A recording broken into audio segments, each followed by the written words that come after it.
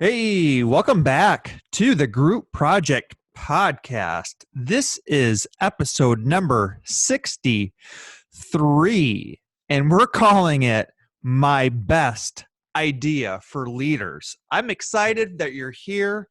I'm excited to share my best idea for leaders. Um, I always say on this show, it's all about learning, right? And each year that goes by, you are constantly learning new things. You're looking back on the year previously or years previous, and you're saying, "Man, I didn't have anything figured out last year, a couple years ago. I can't believe I thought that way." So I'm recording the show today by myself here. I'm riding solo today again. It's a nice Saturday outside. It's beautiful here in the Midwest. But I'm going to share my single best idea for leaders. And right now, it's my best idea that I have, and I'm excited to share it. We might look at this 3 years later, and I might say, remember when I thought that was my best idea? I've got another best idea. That idea I shared back in April of 2021, that was a good idea, but maybe it wasn't my best idea for leaders. But as it sits right now, this is the best I got. I'm going to share it with you. But before I get into that, I'm going to share a few things, a few housekeeping things, I guess you could say. And then I'm going to kind of set the stage. And then I'm going to share that best idea. So before I get into setting the stage, first of all, thank you for listening. The show has really exploded here the last month and a half. The numbers have really taken off. And so thank you for listening. I appreciate it. If you could, at the end of the show, I always say rate, review, subscribe. If you could just take a moment right now, real quick. Most of you, 80 to 85% of you, are listening on Apple Podcasts. If you could just take a minute, scroll down to the bottom and rate and review this podcast, that would be awesome. I've said it before, but it really does help. A lot of people hear about the pod show by word of mouth, the podcast by word of mouth, but some, just discover it when they're Google searching or when they're podcast searching, educational leadership, personal growth. So by you by you rating and reviewing, it really helps people who maybe haven't heard of this show discover it when they're searching for podcasts. So if you could please, if you enjoy the show, I would just really appreciate that. Another thing I heard last week, I was listening. One of my favorite podcasts to listen to is Cal Newport. He's got awesome books, and now he's podcasting. And his show is called, I think it's called Deep Work.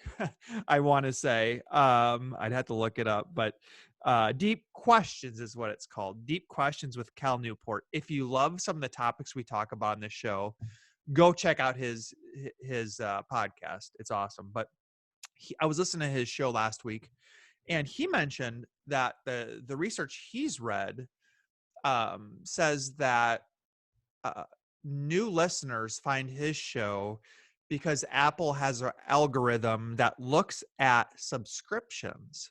So when you start following a show on Apple Podcasts specifically, or Spotify's where I listen to most of mine at, just by simply hitting that subscribe button, so you constantly get those new shows sent to you directly, that actually helps new people find the show. So if you could rate, review, and subscribe to the show if you're enjoying it, and I've been watching the stats, and more of you are listening and going back and listening to previous shows, just do that for me if you could. That would help others, because we're in the game of education to teach others, and there's nothing that makes me more excited than others who I'm able to reach with some of the content that we're sharing. So I'm done with that for now. I appreciate it very much.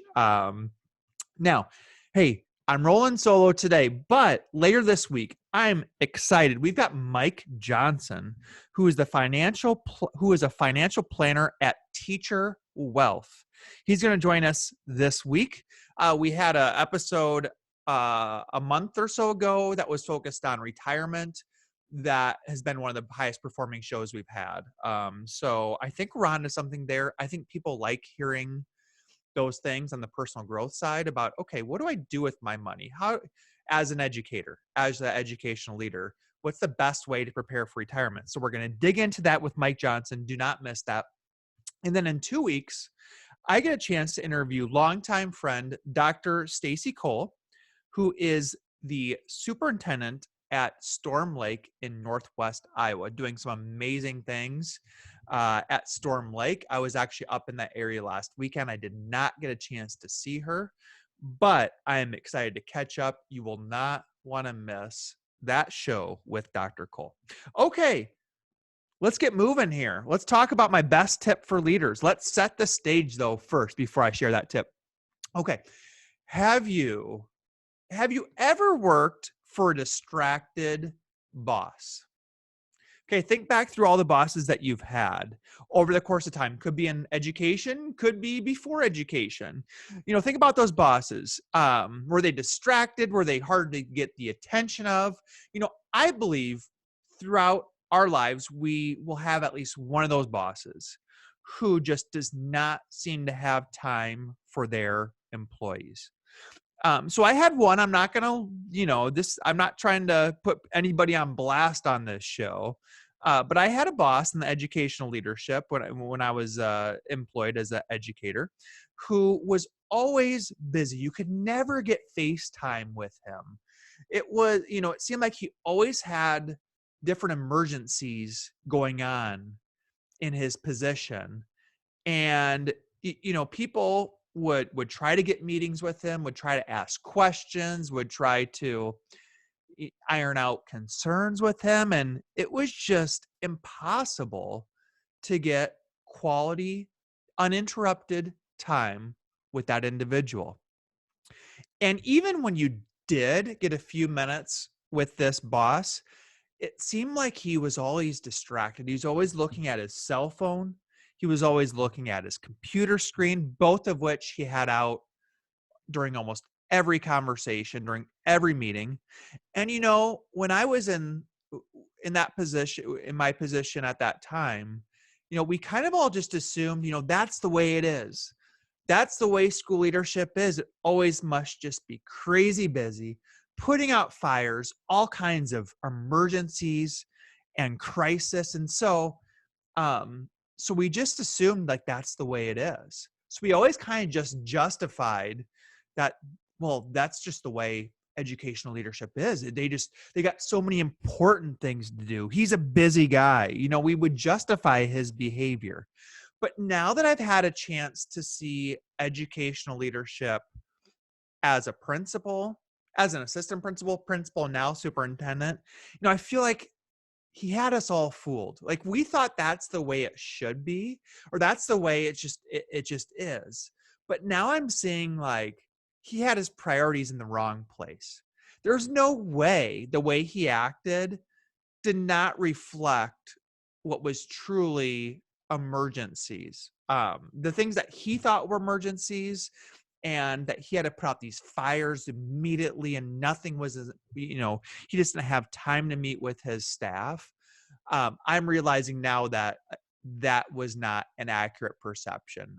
He had us fooled, right? So let's talk about undivided attention. Okay, so one of the most valuable gifts leaders can give employees is undivided attention. And no, this is not my best idea. We're getting to that, okay?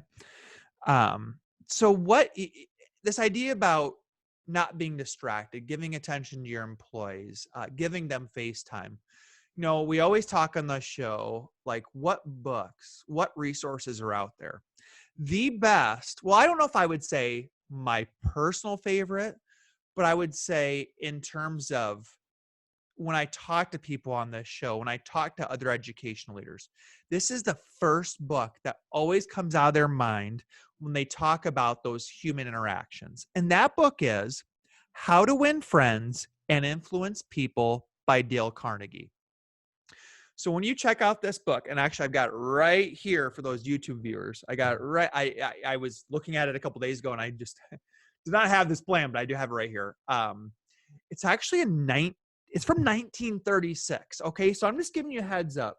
When you dig into this book, some of it the wording is very much gonna sound old fashioned. Okay, but he's got so many unique. Pieces of truth that absolutely have stood the test of time for the last 85 years. And I'm just going to drop you one.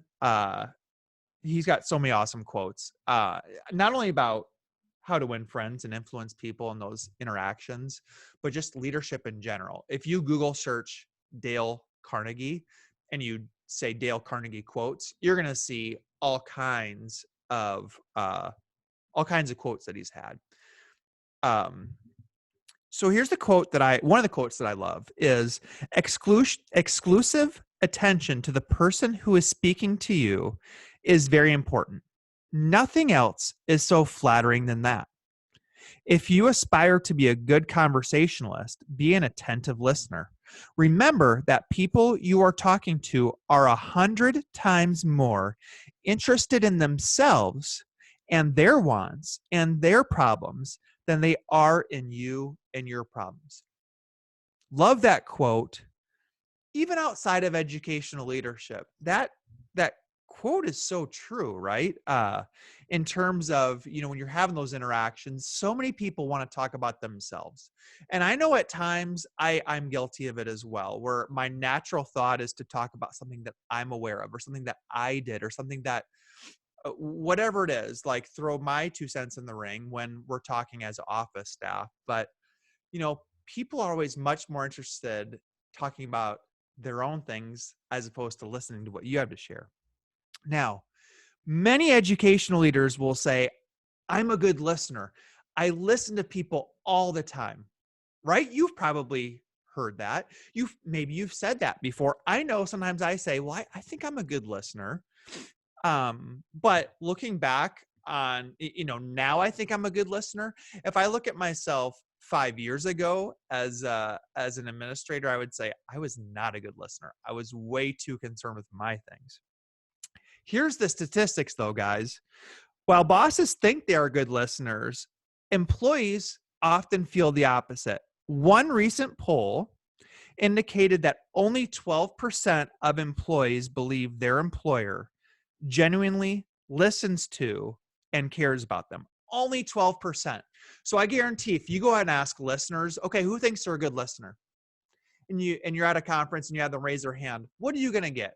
Probably 80, 90% of bosses are going to say, hey, I'm a good listener. But then when you go to the employees, only 12%, 1 in 10, 1 in 9, 1 in 10 are saying, oh yeah, my boss, are agreeing that their boss is a good listener. So where's that disconnect? Okay, here's my theory. My theory is that a lot of bosses think they're good listeners. And on the educational leadership side, you've got, let's just say you're a building principal and you make the rounds in your building, right? And you're popping into rooms, you're saying hi to kids, you're doing all the right things. You're popping into rooms, you're saying hi to staff, and you're having these like quick interactions with them, and you're talking, you're listening, and you say, how was your weekend? And they say, oh, it was so much fun. I did this with my husband and we went here. That a lot of bosses would say, hey, that's listening. However, the listening is happening. The conversation is 100% guided by the administrator, right? The moment they walk in that room and the teacher's getting ready for class and they just pop in and say, hey, how was your weekend? That it's not really the boss, even though you might hear the response and have a quick interaction, that is a conversation that is not dictated by the teacher. So that's one theory. A second theory I have about why leaders think they're good listeners but their staff are saying they're really not, is because a lot of staff, how many times have you heard leaders say, well, I've got an open door policy. Staff know they can come in and listen anytime they want. If I had a dollar for every time I heard a leader say, well, I've got an open door policy, it's just kind of like a joke at this point. And I hope I'm not offending anybody who says they have an open door policy. I say I have an open door policy. I think, people can come in within reason anytime they want here at the district office and talk with me. Like, I'll listen to them. It's important. But just because you say you've got an open door policy doesn't mean your employees think you're a good listener, right? That's a passive way of saying I'm a good listener. Employees come in anytime they want. Okay, so that's kind of the lead up here, right? I'm not quite there yet. But let's talk about, I'm going to go back and reflect for a second on my first year as a principal. Okay, I talked to you about a little bit about that, making the rounds and doing quick check-in conversations with staff. Like, I would say I was pretty good at that. The people back in the high school I was the principal at would probably say, yeah, Jared he was visible all the time. He's with kids. He was always around the building, just always kind of just willing to get up and move around. But reflecting on that first year as a principal, I always had like surface level conversations. I would say, did you see the game last night? I want to say that year, my first year, I could be wrong. The first year being a principal was either the year the Cubs were really good. The Cubs had a really good season. And in the spring, right? No, I'm sorry. In the fall would be when the playoffs is. I don't remember if they were good there for a few years and they won the World Series, but I know that was always one of the conversations. There was many Cubs fans in our building. And so a lot of the conversation was, did you see the game last night? And some of those games were just, were just crazy long. I didn't stay up and watch those, but a lot of our staff did. And that, those were some of the conversations that I had with staff. So they were good. They were usually dictated by me, like, hey, did you watch the game last night? We talk about it. But they weren't it's like those deep conversations where relationships were really being permanent, these deep, meaningful relationships. So I asked colleagues at the end of my first year as being a principal, what is one resource? And when I say colleagues, it was the other admins in the district. And I said, what's one resource that I could check out this summer where I could learn how to engage staff in deeper conversations? That's when a colleague suggested I read a book called Radical Candor by Kim Scott. And if you listen to this show, I love giving book recommendations. So Radical Candor by Kim Scott, great book. Check it out. She just came out with another book like a month ago. I haven't read it yet. It's sitting at home, but Kim Scott is awesome. Finally, we've done the buildup. We're finally to a point where I'm going to share the best idea I have discovered for leaders. So this book is where I discovered my best idea for leaders. You're probably wondering, what is this idea? Well, this idea is having regular one-on-one meetings with your direct reports. Okay, so let's talk about this. If you've read my blog, if you watch the show, I've got a full episode with Mark Horstman. I don't remember what number it is. It's in the 30s, I want to say. I'll look it up here. For a little bit. But I had an interview with Mark Horstman, and we talked at length about one-on-one meetings. So here's what Kim Scott says about one-on-one meetings. And she calls them one-to-ones. A lot of people do too. One-to-ones are your must-do meetings. Your single best opportunity to really listen to the people on your team to make sure You understand their perspective on what's working and what's not working. So I read this over the summer and I was like, okay, I need to work on relationships with, you know, I had a staff, we had a staff in our high school, we had 250 employees. I can't possibly have one-on-ones with 250 employees.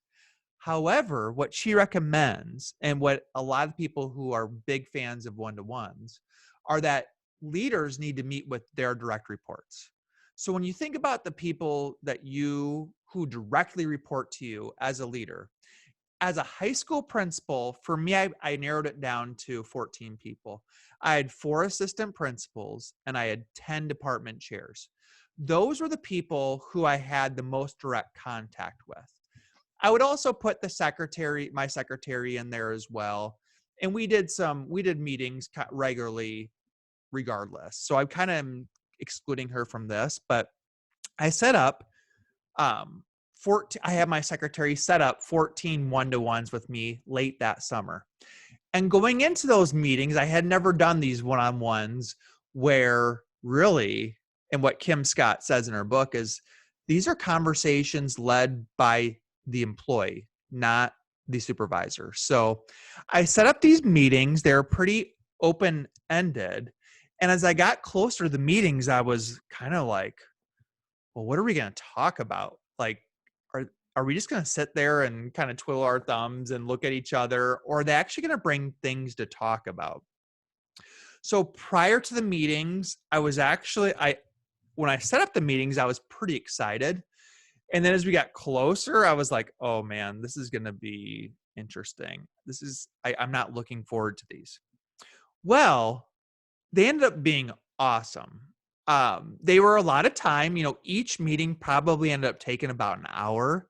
I met with most of them off campus. It was summertime, so I met with most of them at a coffee shop. And but the conversations were really rich, like, because they were led by the employee.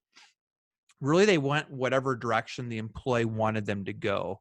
Some talked about work, right? They really want to focus on work, and they didn't want to go into too many like personal details. So we talked about whatever came to their mind about work, which was good for them, just to kind of share some ideas, um, pick my brain on a few topics, and just really focus on work.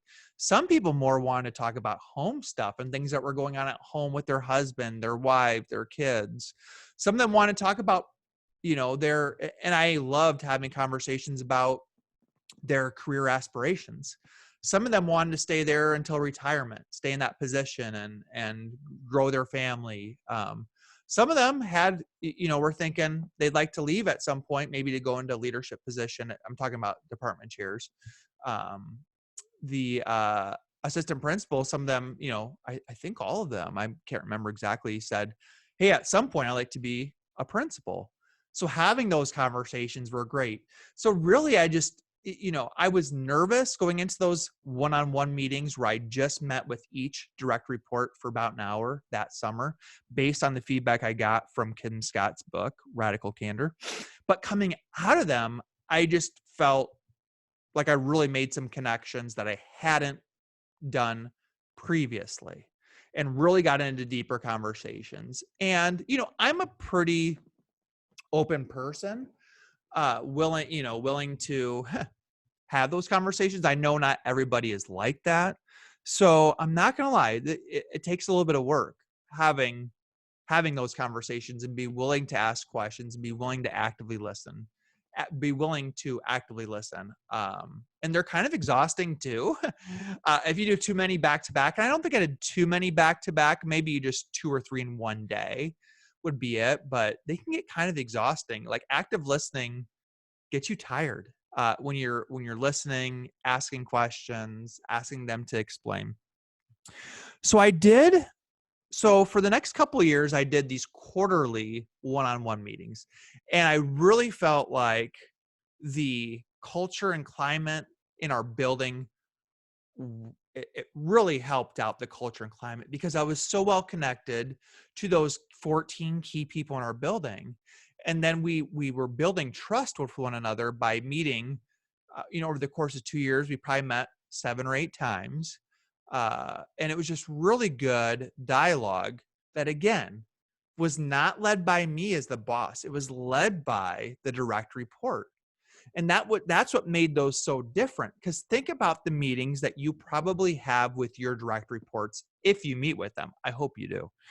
But almost always those are like status reports where you're asking your direct report to come and bring updates to you on an employee, a project, bring some data to you. Those conversations are your evaluative conversations, where as a boss, you're telling your employee what you're doing well, maybe some constructive feedback. Maybe it's a coaching conversation where you notice that the employee wasn't doing something right and you're bringing that to their attention. Those 3 examples I just listed are driven by the boss. They're not driven by the employee. So again, if you say, well, I listen, I meet with my people all the time, I'm a great listener.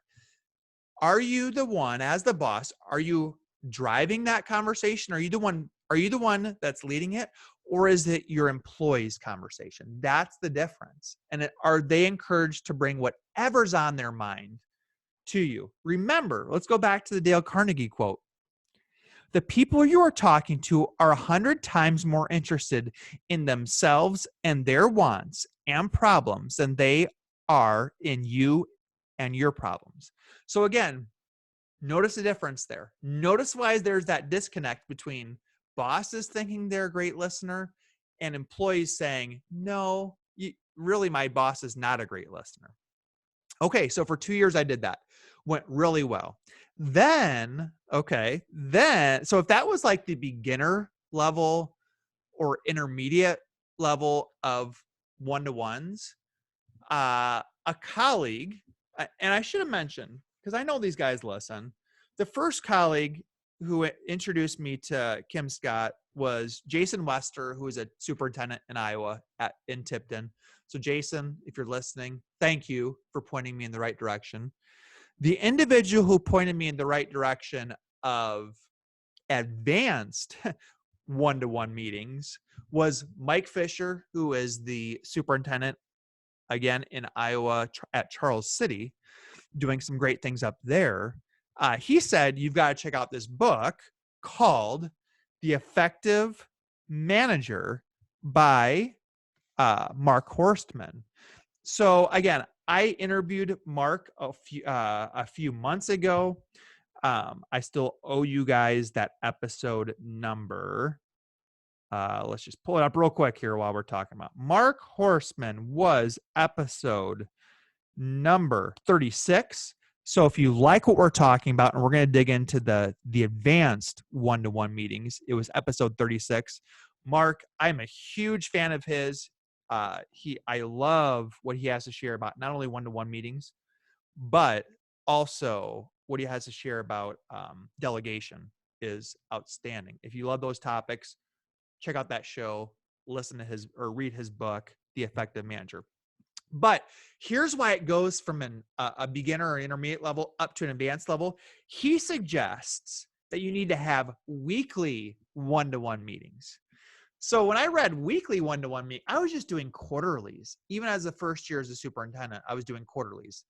Now, of course, I was seeing my people all the time, but we were not having those conversations where we just set aside time for the direct reports.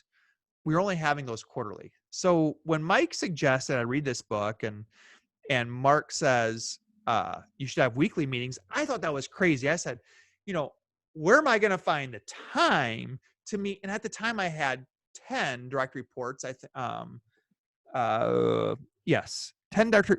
direct reports, 3 building principals, 5 directors, 1 curriculum director, 1 secretary. So I had 10. So how am I going to find the time as a superintendent, 250 employees, 1,500 kids?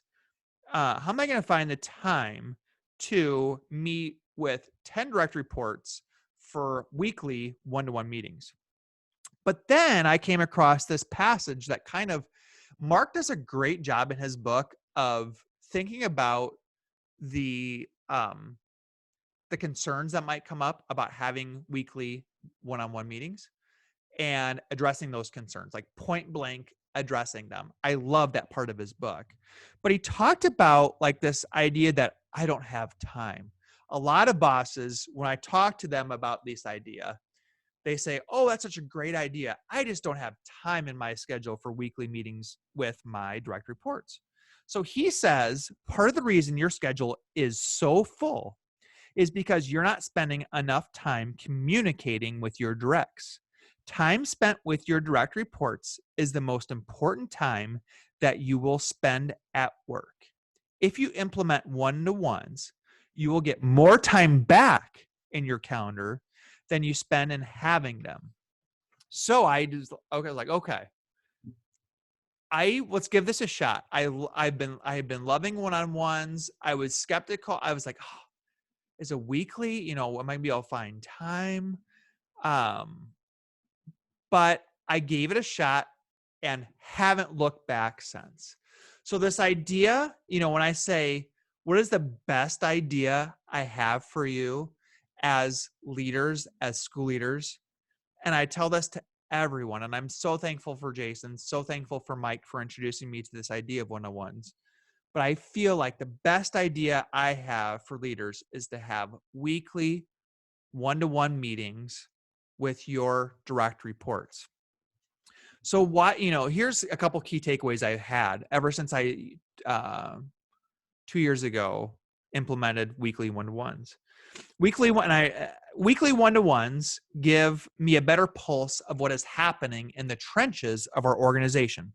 So year one as a superintendent, almost everybody moving from the role of principal to superintendent is suddenly going to be dealing, in most cases, unless you're in a bigger district, you're suddenly going to be dealing with working with the transportation department, food service, custodial maintenance, technology.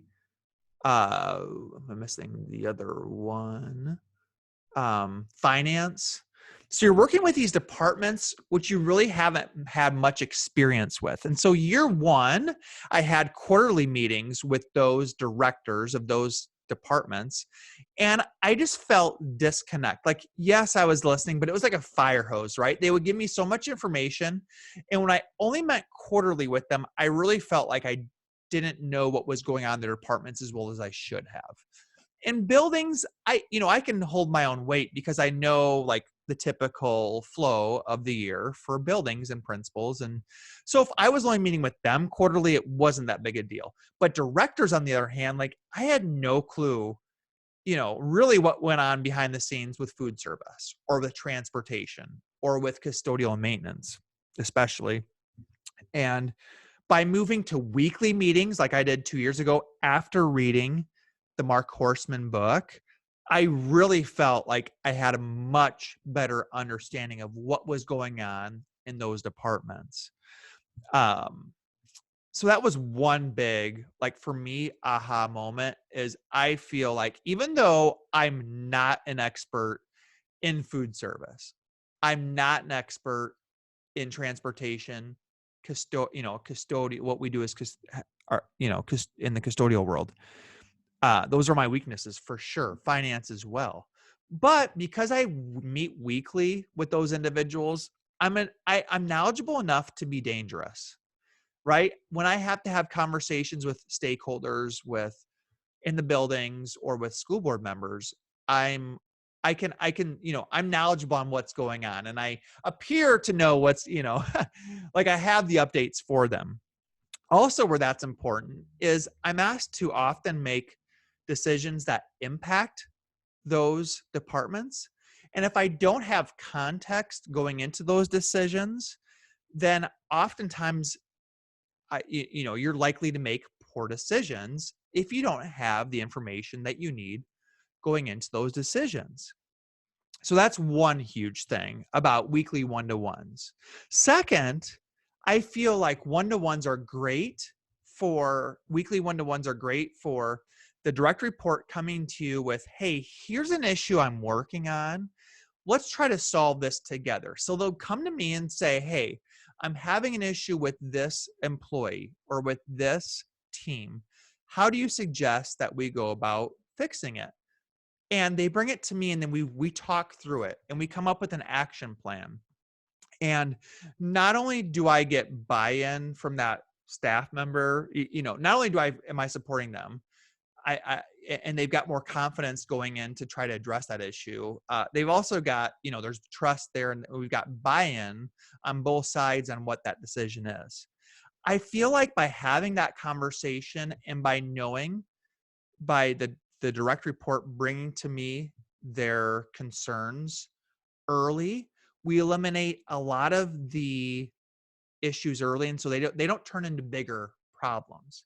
And in my role, and I think this translates to a lot of people's role, I'm able to filter information to the people above me. So for me, it's the school board, right? I can, if I think I better get ahead of something and let them know so there's no surprises, I can give them certain bits of info from our weekly one-to-one meetings. The same thing could be said if you're a principal, right? If you're meeting with the people in your building, your department chairs, your assistant principals, and you're made aware of something that is a pretty big deal. It's early. The superintendent doesn't know about it yet, but man, I better let him or her know about this. So by having those weekly meetings, you get ahead of situations. And as that person who is the direct supervisor in that meeting, you can let your boss know, hey, I'm just giving you a heads up. This hasn't happened yet, but we're working on this issue, and I just want to make sure you're aware. By having these weekly meetings, you are really going to limit some of those surprises. And we know bosses hate being surprised, right? So by having those conversations, you can work through some things before they become bigger issues. Okay, so there's like my two big takeaways. You understand what's going on in the different departments, and you can work through certain issues a lot easier. On top of building stronger relationships with those individuals and impacting culture and climate. Okay, so I've kind of just talked a little bit. I'm going to finish up with 6 different things to know about one-to-ones, and then we'll get you out of here. Okay. So here's 6 different things. If you want to know a little bit more about one-to-ones, how I run them, what Mark Horstman specifically says you should do, and I agree with most of what he says. Here's 6 things you should know. First of all, you've got to remember, as the direct supervisor, as the manager, you've got to surrender control. Leaders, remember, one-to-ones are the direct reports meetings. Employees should share their items while supervisors actively listen and ask clarifying questions. Only after employees are finished should managers share their updates. So when you go in and you start those one-to-one conversations as a direct supervisor, you should say, hey, so what do you got for me this week? So, hey, what's going on? You can ask that initial sentence, that initial question, but then it is the direct reports meeting. They can spend as much time. Now, these should be about 30 minutes. I don't know if I've said that. So Horstman would suggest 30 minutes. Quite honestly, most of my meetings are closer to 45 minutes. And I do 10 of them each week. So it adds up. 10 times 45 minutes, 450 minutes. Whatever hours that is. I'm 7.5 hours, I think. That's a big amount of time. But going back to the surrendering control, it needs to be the employee's conversation, not the boss's conversation. Too many bosses think it is their time to share all of the things they need with their that they need done, or that corrections that need to happen. Now, there's going to be time for that at the end, but it needs to be the direct reports meeting to start. Second, sacred time. For one-to-ones to be successful, supervisors and employees must get in a routine of meeting weekly. When directs try to cancel meetings, which will happen, remind them they are responsible for rescheduling the meeting in the near future. So if you have, let's just make this up. You've got 10, you're going to start this weekly one-to-ones, and you've got 10 people you want to meet with. I guarantee you there will be some people in that group who are not going to want to meet with you. They're going to think they're too busy. Maybe you guys don't get along very well, and they just aren't looking forward to having to meet with you, which is all the reason probably to start meeting. Or they feel like they're being micromanaged. There's just a lot of reasons why employees are going to say, well, why do we need to meet weekly? You got to push back on them and say, no, we're going to do this. They will come around. And if they don't, it tells me two things. One, as a manager, you're probably not running the meeting correctly. And two, if the employee doesn't come around and see the worthwhileness of the meeting, they might not be the right person for that job. That's just a hunch. Okay. If somebody after a year of doing these and you got an individual who says like, I don't like meeting with you. I don't think I want to give up 30 minutes to my boss each week to bring my issues to them. Not only does that sound backwards, to me, there's a bigger issue at stake there with that employee. My guess is after a year, either you're not running it well or your employees probably aren't a good fit for that job. So keep that time sacred. Number 3, make a list. Managers and direct reports are both guilty of interrupting each other's daily work with minor issues masked as emergencies. Rather than create unnecessary distractions, both individuals should save non-urgent items for the weekly meeting. So, as a week goes on, you're going to have things that pop into your mind where I need to tell that employee, give them an update. 9 times out of 10, it's not an emergency. If it's not an emergency, get in a habit of writing down that item you want to bring to them in that weekly meeting. I go to a computer document and I type it in there. A lot of the directs I meet with, they just have like a note card where they're writing down their idea, their thoughts. I don't care if you have it typed or have it written down. Generate that list of things so you don't forget. Because a lot of times if you don't write it down, you're going to forget. And when you get to that meeting, you're going to say, oh, shoot, I know we had some things to talk about. I just can't remember. Remember how I said 9 out of 10 times there's emergencies or not emergencies? 1 out of 10 times, then it could be an emergency, right? Where you need to contact that person immediately. It can't wait 5 or 6 days until that next meeting. And that's okay. And that's where I talk about using that communication protocol, which I've talked about at length in numerous different podcasts and blog posts. I can't remember exactly which. Trying to look back through my episodes here. I can't remember what. I know I talked about it in one of my episodes. I can't recall. I'm sorry. I apologize. But either way, that communication protocol. So I would go just dig through my blogs or some of those older podcast episodes, but follow that communication protocol, which for us in our district, if it's an emergency, it's a phone call with a voice message. Or maybe a text if it's not quite an emergency, but hey, could you give me a call? I need to talk to you later today. So keep a list. Most often, you're not dealing with emergency and it can wait. Number 4, feedback. Okay, so one-to-ones are great for feedback. So let's just play this out. A 30-minute meeting and your direct report talks for 20 minutes and then they're like, I think that's it. I think that's all I got for this week. What do you got? They send it back to the supervisor and the supervisor maybe has a couple things to cover. This is also a great time to give feedback. So here's what I wrote down. One-to-ones are ideal for providing timely feedback.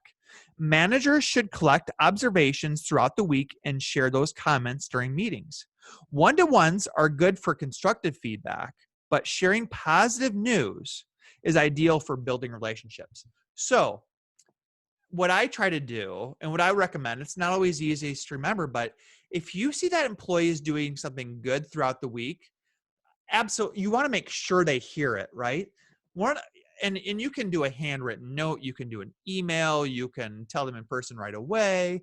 But one of the things I like to do is save it for the one-on-one. And so in the one-on-one, I share like, hey, I really like how you did this. I really appreciate how you handled this situation. It's a great time to provide positive feedback. It's also a good time, as I mentioned, for constructive criticism, but don't always do constructive criticism. It's got to be a nice blend. Quite honestly, if you really want to do it right, you should, 3-to-1 positives and negative comments, maybe even 5-to-1. So make sure you're building in some positive comments for them. Number 5, note taking. Supervisors discover when they take notes, the importance of the meeting is elevated. For managers who run several one-to-one meetings, written records are crucial for revisiting previous conversations and holding direct reports accountable. So, some people say, well, I don't need to take notes. Well, I feel like taking notes does a few things. It makes the meeting seem more formal, which isn't a bad thing. Now, because I don't want to be too informal, like we got to get through some things here, right? So I want to make it seem like it's important. If I'm not taking notes, there's time for those meetings, absolutely. But I just feel like sometimes those are so informal that they're not ultra productive, if that makes sense. Second, I want to make sure if I'm running 10 meetings a week, I can't remember every detail of every comment. So I take notes, and I do all mine in Google Docs. Now, I know Mark Horstman made fun of me on the episode, if you listen to that one, he said you should do them handwritten. Call me new school, call him old school, whatever you want. I like typed written notes because it allows me to share them with the employee. It allows me to search for a certain word. I feel like to me, it's a lot more efficient. So I can look back. So let me get back to the point here. I can look back when I have notes at things we discussed weeks, months, even last year. I can search for those things. And also it allows me, if I've gotten in a habit of when the direct report makes a commitment, hey, I'm going to do this in the next week. I can write that down, and if I notice that hasn't been done, I can come back and hold that employee accountable. It saved me so many times. If I don't have notes and we make an agreement, and I'm meeting with 10 people a week, and me and that one person make an agreement, they're supposed to handle something, 3 weeks later, I'm probably going to forget exactly what it was we agreed to. That's why having notes is so important. And leading into our sixth and final item here, why notes are important, leads into evaluation. Okay. In addition to keeping a running record, one-to-one meeting notes serve as an excellent performance review artifact. Rather than complete a new evaluation, supervisors save time by printing notes and using those documents to drive the annual review process. So, if you have been using Google Docs and you've got, right now, I've had 20 plus meetings with each direct report so far this year. And I would say I've got at least 10 pages of notes. Now, they're not great notes, but they're notes. Those 10 pages are my evaluation of that employee. Now, I might have to go, and I still go to our evaluation document and fill out some basic things for that employee. But what I do is I've got the evaluation document on top, and right below I staple or paperclip the entire year's worth of one-to-one meeting notes to that evaluation. So if anybody needs to go and look at what I said about that employee, like I've already got most of it written. And while it's not like great comments specific to the employee's performance, you can see as you look through those pages of notes what we worked on, what we talked about, some things that we followed up on. It just gives a great running record of the year's worth of work, as opposed to trying to write an evaluation in April when you've got this recency bias and all you can think about is whatever's happened recently. You can't accurately reflect on what happened in September and October, right? So note taking is great for that sixth point about one-to-ones, which is that evaluation. And you are going to save your time at the very end because you don't have to write as much because you've already got most of it written. Okay, so we got through everything I wanted to share about my best idea for leaders, which is the weekly one-to-one meeting. So I hope you got something from this episode. I hope you are more open to the idea of weekly meetings with direct reports. I know there aren't a ton of school leaders out there who do this. And I'd love to hear from you. If you're currently doing this, I'd love to hear from you. Maybe you do things a little bit differently. Maybe you figured out a better system. If you listen to this episode and you're like, you know what? I don't do one-to-ones, but I would like to give them a shot. Please, I would just love to hear from you. There's nothing that gets me more excited than hearing from somebody saying, hey, I heard you talk about that on the podcast. I think it's an awesome idea. And I'm going to start doing that with my employees. Like that to me is one of the most motivating and best pieces of feedback I can get. And really, quite honestly, it gives me the inspiration to keep pumping these out. So again, episode 63, my best idea for leaders. If you like this show, I encourage you to rate, review, and subscribe. That really helps the show get out there so more people listen. And don't forget, later this week, we've got Mike Johnson. If you are interested in financial planning, retirement, investing, you've got to check out this show. Mike Johnson, who is a financial planner at Teacher Wealth. All right, guys. Hey, it is a beautiful Saturday outside. I'm going to head out there and enjoy this awesome weather. I will see you on the next group project podcast.